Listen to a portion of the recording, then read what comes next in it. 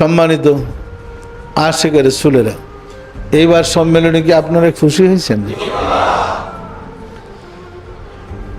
তাহলে আজকে আপনারা সালাতুল শুকর আদায় করছেন না?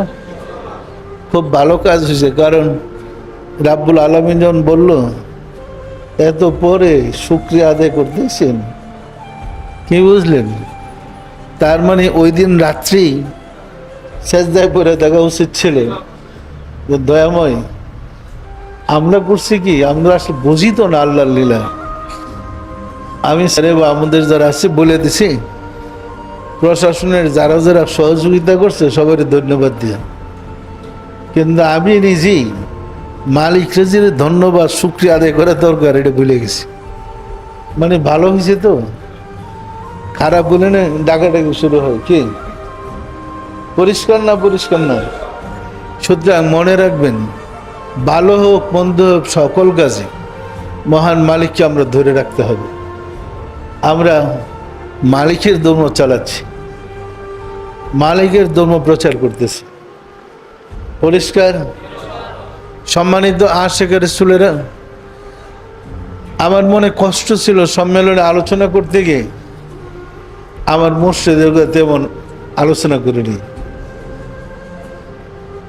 এরপরে রাসূলের কথা তেমন কিছু বলিনি। বলছে নাকি? বলছে রাব্বুল আলামিনের উপর বলছি তো, কিন্তু মনে কষ্ট, আমার মুর্শিদ রাসূলের কথা তো বলি নাই। তো যোগাযোগ করা হইল আমার এই কষ্টের জন্য। ওনারা খুশিতে আনন্দে আত্মহারা হয়ে বলল,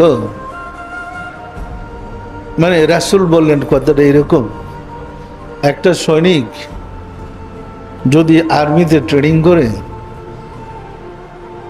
ট্রেনিং করার পরে সে যদি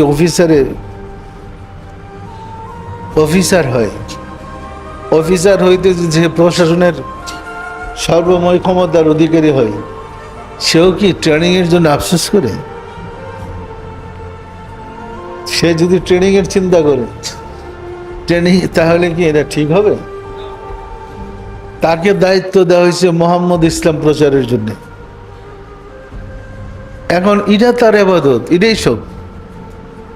আমার ওজিফা করার, আমার তরিকা করার জগতে মানুষের অভাব নাই।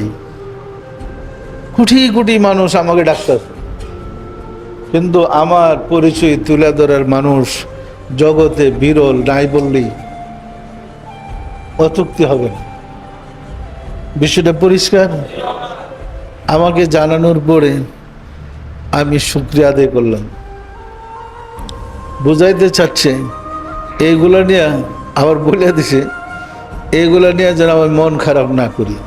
মানে মন একটু খারাপ হচ্ছে তো, এত বড় সম্মেলন, আমার মুর্শিদের কথা কইতে পারলাম না, রাসূলের কথা বলতে পারলাম না, দর্শিত আল্লাহটা, মনে কষ্ট। কে?